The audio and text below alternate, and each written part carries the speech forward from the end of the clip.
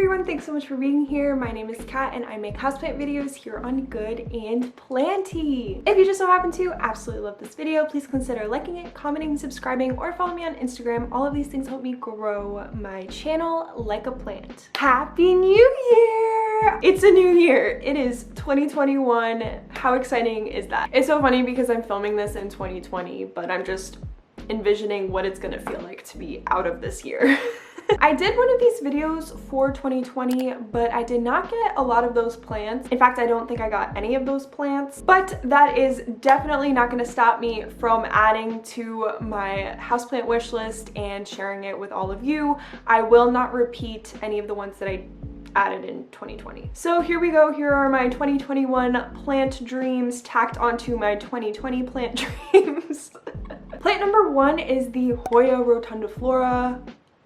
That plant is so cool. I don't have a lot of HOYA either in person or on my wish list. I'm very particular about the HOYAs that I kind of want to bring into my home. But that plant, I saw it and immediately wanted to add it to my wish list. Let me scoot over here so that I have more room to put the picture. The shape of the leaves are just so unique that I think, I don't know, a lot of these plants that I'm talking about today have really unique leaf shapes because I think that that's kind of the variety I want to have in my collection. At least that's what I'm looking for right now. And the HOYA rotundiflora is just everything. What plant is shaped like that? You know what I mean? Okay, wishlist plant number two, and I am not holding back on this video. I held back on the 2020 video, but it is 2021 and it is a new me. I'm going to talk about as many Syngonium as I want to. So plant number two is the Syngonium CHIAPENSE. I want this plant so bad. It has always been one of my like top Syngonium wishlist plants besides the erythrophyllum, which I now have. So I am just itching to get my hands on one. I really genuinely think that I will get one in 2021. If above all of the other plants, I'm determined to get this plant because it is kind of coming down in price and it's becoming more accessible, yet it is still so beautiful to me, so I know I really, really want it. And yeah, Syngonium CHIAPENSE, I am coming for you. Okay, wishlist plant number three is the CISSUS DISCOLOR, which, hear me out, I kind of put this plant off of my wish list for a bit. Like, it was one of the plants that kept coming on and then I would take it off and then I would put it back on. But I think it's here to stay now because I was sort of nervous about this plant because I know that they can go dormant and they're a little bit more finicky from what I understand. So I was a little bit intimidated by this plant. However, now I have more experience with plants that go dormant and a little bit more, you know, like particular plants. So I think that I would be well equipped to take care of this plant, and it is stunning. It is one of the most beautifully like textured and the colors are incredible. I think it is the perfect pop of color for my room, and I would love to have it in like a very luscious full hanging basket. And apparently they grow fast, so that's awesome too.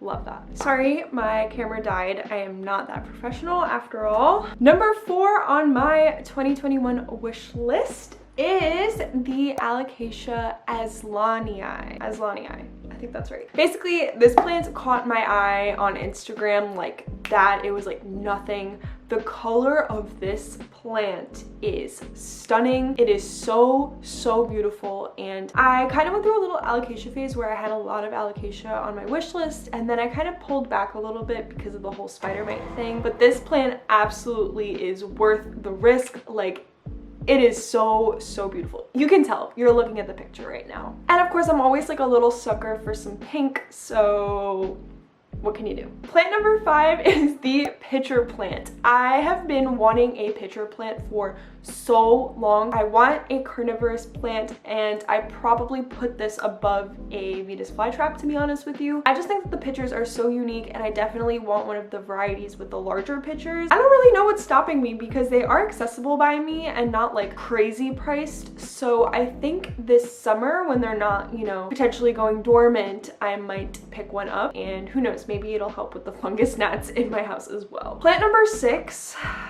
it's another Syngonium, duh. If I have to put like a number one on this list, I know I said the Syngonium CHIAPENSE is like my number one, but that one's my attainable number one. If I really had to just get one plant on this list and that was it, it would be the SYNGONIUM STEYERMARKII. I think is how you say it. I'm always like reading these names, but I'm never saying it or really like listening to a whole lot of people say them, especially Syngonium.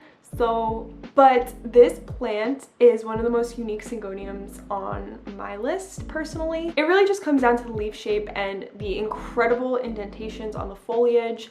Like, it is just so unique to me. Ugh, it is so beautiful. I just can't believe a Syngonium like that exists. I'm telling you, I don't know. I might just like commit this year and really just try to find one, but the thing is, I don't see like Syngonium are a little bit more popular lately, but usually I have a pretty hard time finding Syngonium I'm interested in that are not Syngonium podophyllum. I think the Syngonium erythrophyllum had a little bit of an uptick, which is why I was able to get my hands on it, but a lot of the more rare Syngonium are pretty hard to find, and if you do find them, they're very expensive. So this Syngonium does fall within that category, so unfortunately, like, I haven't even been able to find a good spot for me to get it, but whew, that plant, I would risk it all for that plant. That plant is incredible. Anyway, moving on. Okay, number 7 on my list is the alocasia stingray. This is another plant where obviously I'm really into like leaf shape lately. This one is called the stingray because the leaves look like a stingray. And I just find it like to be a really cool alocasia species. I don't know, there's really no plant like it. And like I said, I am more picky about the alocasia that I want to bring into my home, but this is one of like the 3 that I have very strongly on my wish list. And I really like when they grow in size. I think they are a statement piece, but I heard that they are harder to take care of, so I am definitely fine with getting a smaller, cheaper baby. I see them once in a while for like $40, but it's just about finding that $40 alocasia stingray that is not sold out. So fingers crossed, 2021 might be my year.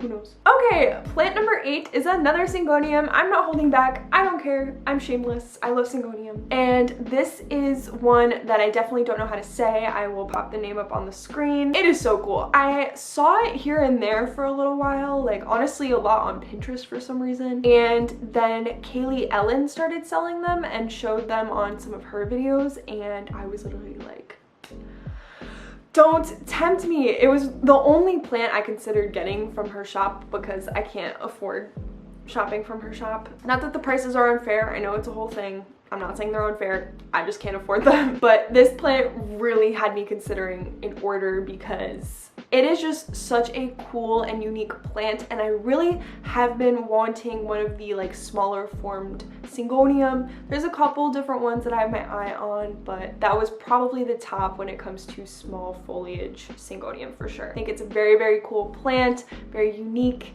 and apparently kind of chill care, which of course I love. Believe it or not, that is the last Syngonium on the list, so you can, you know, ease up a little bit if you don't like Syngonium. Plant number 9 is a more accessible plant, and it is the Begonia maculata. I can't believe I don't have this plant already. I really, really, really want it, and now that I'm a little bit more comfortable taking care of begonia, mostly because I actually own more Rex begonias than cane begonias, and all of them are doing really well. So if I can pull that off, I feel like a Begonia maculata is no problem. Like, I can handle it. Basically, that's another beautiful plant with incredible foliage, and once you see it in person, you really understand the hype of it. Like, it's just a really adorable, cutesy plant that can get pretty big. Okay, and plant number 10, the final plant, is a little bit of a curveball because I don't really talk about Rhaphidophora on my channel, but I do have my eye on a few here and there. So the last plant on this list is the Rhaphidophora cryptantha. I'm so sorry if I'm not saying rafts right. I don't really have I don't have any shingling plants. I did want the Hoya imbricata, and I still absolutely do.